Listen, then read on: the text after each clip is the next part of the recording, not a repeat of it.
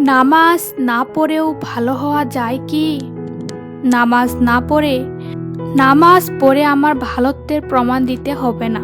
মুখে না বললেও অনেকের মনেই এমন একটা ধারণা আছে। তাদের দাবি সালাত বা নামাজ পড়লেই মানুষ ভালো হয়ে যায় না। আমার নামাজ পড়ার দরকার নেই, আমি এমনিতেই ভালো। আমি তাদের দাবির সঙ্গে অর্ধেক একমত। হ্যাঁ, নামাজ না পড়েও অনেক ভালো হতে পারেন। এই ভালো হচ্ছে নৈতিক ভালো, যেমন বাবা মার সঙ্গে ভালো ব্যবহার, আত্মীয় স্বজনের সঙ্গে ভালো ব্যবহার, বন্ধু বান্ধবের সঙ্গে ভালো ব্যবহার, মানুষের সঙ্গে লেনদেনায় সততা ইত্যাদি।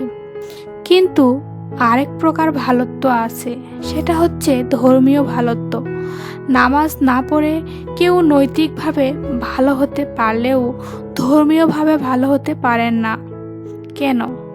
নৈতিকভাবে ভালোর সংজ্ঞা মানুষ মোটামুটি নিজে দাঁড় করাতে পারলেও ধর্মীয়ভাবে কিভাবে ভালো হওয়া যায় সেটা শুধু তিনিই বলতে পারেন, যিনি মানুষকে ধর্ম বা ইসলাম দিয়েছেন। কিছু মানুষ আছেন নামাজ না পড়ে নৈতিকভাবে বেশ ভালো জীবনযাপন করেন, আবার অন্য প্রান্তে কিছু মানুষ আছেন সালাত পড়েন কিন্তু নৈতিকভাবে বেশ খারাপ। ইসলাম এ দুয়ের মাঝে একটা সাম্যাবস্থার নির্দেশ দেয়।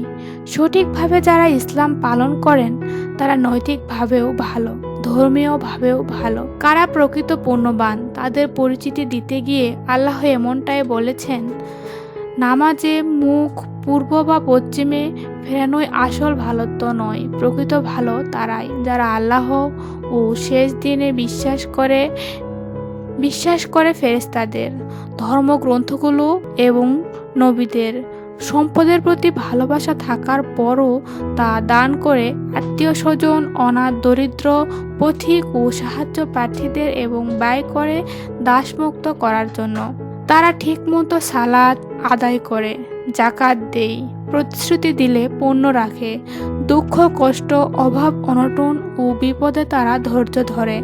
এরাই প্রকৃত ভালো, আর এরাই তাদের স্রষ্টার ব্যাপারে সদা সচেতন। অর্থের ভাবানুবাদ সূরা আল বাকারা 2177। আমার মধ্যে কে কতটা ভালো তার কোষ্ঠীপাতর হচ্ছে এই আয়াতটি। আসুন এই আয়াতের আলোকে নিজেদের যাচাই করে দ্রুত পথে এগিয়ে যায় আল্লাহর সন্তুষ্টি লাভের উদ্দেশ্য।